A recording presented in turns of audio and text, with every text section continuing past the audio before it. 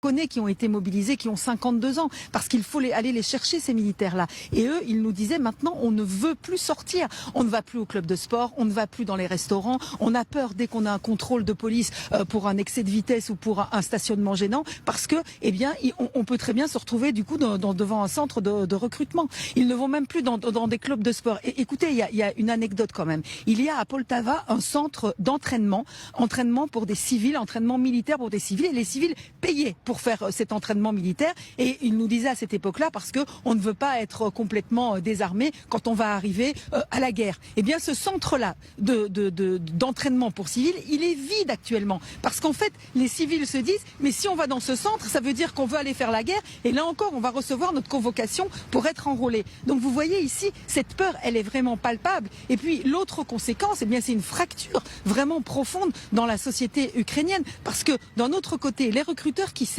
Eh bien, les recruteurs, ce sont des militaires qui ont été blessés sur le front, souvent des jeunes d'ailleurs. Le recruteur que l'on a rencontré, il a été blessé sur 3 fronts différents. Et lui, son rôle, c'est d'aller chercher justement ces hommes, de les mobiliser, de leur donner en main propre la convocation parce qu'ils n'ont pas répondu au courrier.